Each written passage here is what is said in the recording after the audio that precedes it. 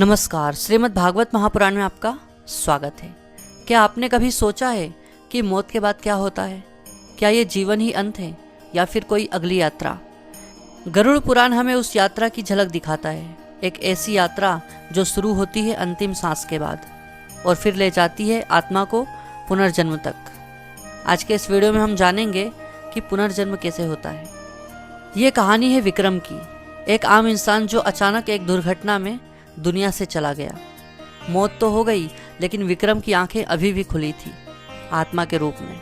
वो अपने शरीर को देख रहा था। घर वाले रो रहे थे, लोग अंतिम संस्कार की तैयारी कर रहे थे, लेकिन वो कुछ समझ नहीं पा रहा था। मैं यही हूँ, मैं मरा नहीं, पर कोई उसकी आवाज़ नहीं सुन पा रहा था। कुछ ही समय बाद एक अजीब सी ठंडी हवा चली और वहाँ दो विशालकाय यमदूत प्रकट हुए। काले शरीर, लाल आंखें, हाथ में एक रस्सी।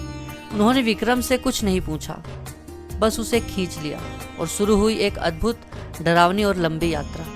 विक्रम अब पृथ्वी पर नहीं था।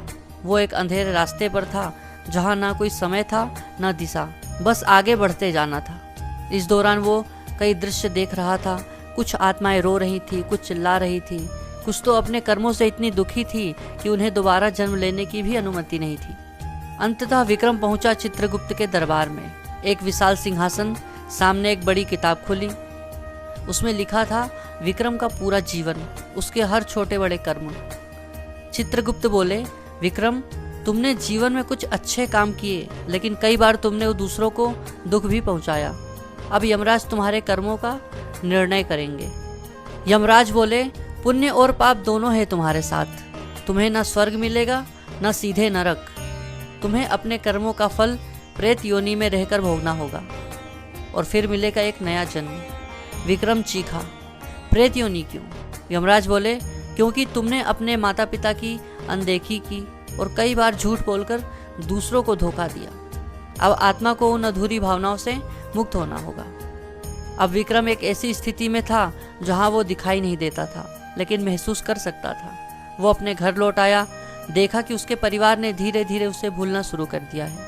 ये समय सबसे कठिन था, कुछ पा ना सकना, सिर्फ देखना।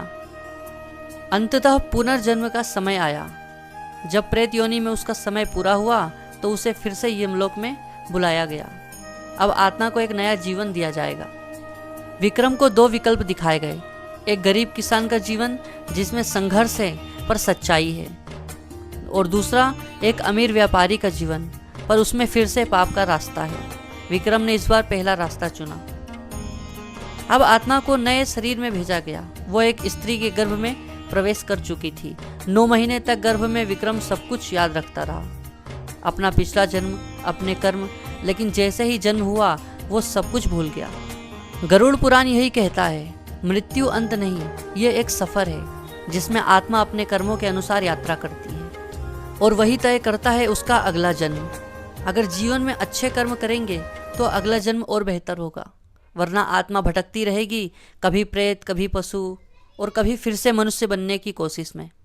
जीवन एक अवसर है, कर्मों से इस अवसर को सार्थक बनाएं, क्योंकि मृत्यु के बाद सिर्फ कर्म ही आपके साथ जाएंगे। अगर आपको यह कथा पसंद आई हो तो चैनल को सब्सक्राइब करें और वीडियो को लाइक करें और कमेंट में बताएं, क्या आपने कभी पिछले जन्म की अनुभूति की है? धन्यवाद।